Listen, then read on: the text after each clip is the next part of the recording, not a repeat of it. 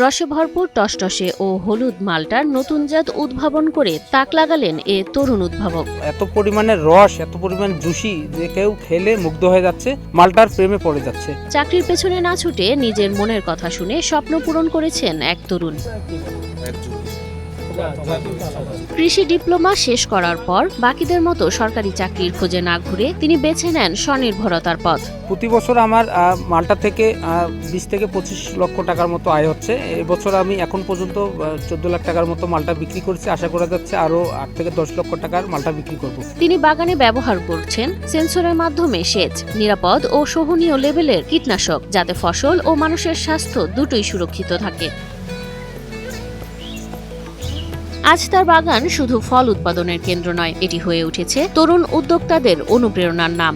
ভ্রমণ প্রিয়সীরা প্রতিদিনে বাগানে ঘুরতে আসতেছে এবং হাজারো দর্শনার্থী প্রতিদিন আসতেছে। নীলফামারী সদরের পঞ্চপুকুর ইউনিয়নের ঝাড়পাড়ার তরুণ কৃষি উদ্যোক্তা মনিরুজ্জামান রাজু। নীলফামারীর মাটি যে এতটা ভালো, সেটা মালটার চাষ না করলে আমি বুঝতে পারতাম না। যে আমরা তামাক থেকে সরে এসে আমরা অনেক কৃষক পর্যায়ে এখন আমরা মালটা চাষ করতেছি, কমলা চাষ করতেছি, আলু চাষ করতেছি। নিজের ও অন্যদের জমি লিজ নিয়ে শুরু করেন মালটা চাষ। প্রথম দিকে চ্যালেঞ্জের কোনো শেষ ছিল না, কিন্তু তিনি হাল ছাড়েননি। আমার বাগানের মালটাগুলো বর্তমানে অনলাইনের মাধ্যমে সারা দেশে ডেলিভারি দিতেছি। প্রতিদিনই কার্টুন হচ্ছে, সারা দেশে গাড়ি, বিভিন্ন জায়গা থেকে গাড়ি আসতেছে, নিয়ে যাচ্ছে মালটা। আজ রাজুর বাগানে অর্গানিক পদ্ধতিতে চাষ হচ্ছে দেশীয় বিদেশি 11 প্রজাতির মালটা। প্রতিটি গাছ যেন পরিশ্রম ও সম্ভাবনার প্রতীক। বর্তমানে আমার বাগানে 11টা জাতের মালটা রয়েছে। রাজু নিজস্ব গবেষণায় উদ্ভাবন করেছেন নতুন জাত রাজু মালটা 1, যা রসালো, সুস্বাদু ও রোগ প্রতিরোধী।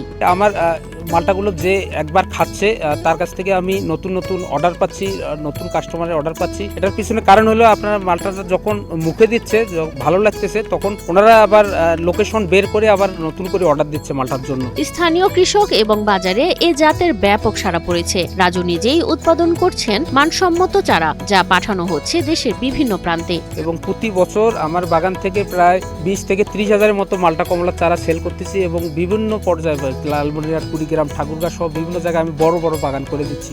ওদের স্বপ্ন পূরণে পাশে থাকতে পেরে আমরা গর্বিত। মাল্টার পাশাপাশি বাগানে চাষ হচ্ছে কমলা ও আঙুর। এ বাগান এখন প্রায় 10 জন বেকার যুবকের কর্মসংস্থানের কেন্দ্র হয়ে উঠেছে। আমার বাগানের মাধ্যমে 8-10 জনের মানুষের কর্মসংস্থানের ব্যবস্থা করতে পারছি এবং আমার ভবিষ্যৎ লক্ষ্য হলো বাগানের পরিসর বেড়ে গেলে আর কি 15-20 জনের কর্মসংস্থানের ব্যবস্থা করতে পারবো। রাজুর উদ্ভাবনী পদ্ধতি, অর্গানিক চাষ ও প্রযুক্তি ব্যবহার গ্রামীণ অর্থনীতিতে নতুন প্রেরণা জুগিয়েছে। তিনি শিক্ষাকে কাজে লাগিয়ে কৃষিতে উদ্ভাবন, কর্মসংস্থান এবং সম্ভাবনার গল্প লিখছেন। রাজুর মতো তরুণদের হাত ধরেই গ্রামীণ অর্থনীতিতে আসছে নতুন গতি, নতুন আলো।